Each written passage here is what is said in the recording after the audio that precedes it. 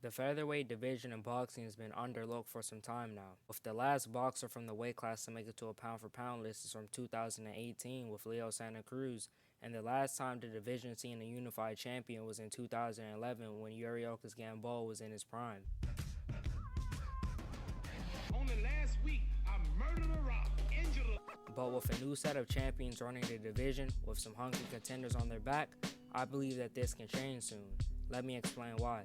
The current featherweight rankings according to the Ring magazine is 10 Michael Conlan, 9 Kiko Martinez, 8 Josh Warrington, 7 Leigh Wood, 6 Mark McSayo, 5 newly crowned WBO champion Robeisy Ramirez, 4 WBC interim champion Brandon Figueroa, 3 IBF champion Luis Alberto Lopez, 2 WBC champion Ray Vargas, and number 1 WBA champion Mauricio Lara. One thing that I've noticed here is that all of these fighters in this top 10 list have a loss on their record, which really says a lot about the division as a whole. But that's not all the talent in this division, as you have guys such as Isaac Dogboe, Joel Gonzalez, Ruben Villa, James Dickens, Jesse Magdaleno, and Raymond Ford.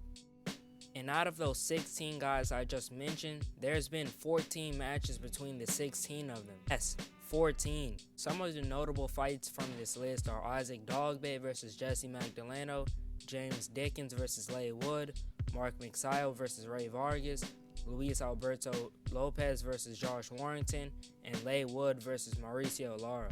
This is the weight class where the best are fighting the best, and I don't see it stopping anytime soon, with plenty of great matchups to be made down the line, which we'll get into a bit later.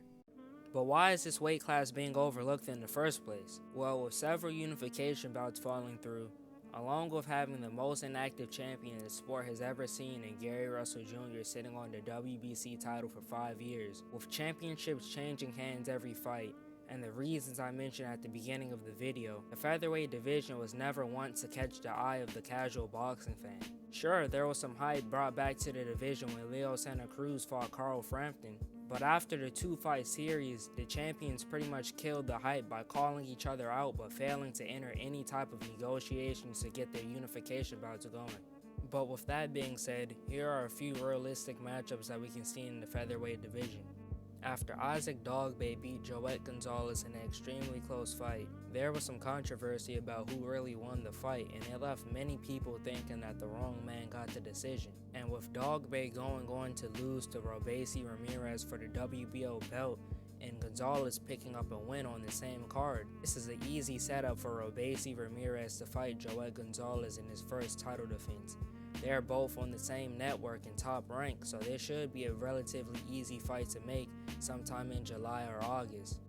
When Ray Vargas made an unsuccessful attempt to move up in weight and grab the vacant WBC super featherweight title, the WBC ordered former junior featherweight champion Brandon Figueroa to fight the man Vargas beat to earn the WBC title, Mark McSayo, for the WBC featherweight interim title, and in that fight, Figueroa and McSayo went to war over 12 rounds, and Figueroa was able to win the title. So with Vargas back at 126 pounds and Figueroa holding the interim title, and both being with the same promotional company in PBC, this fight should be a lock for sometime later in the year, I feel.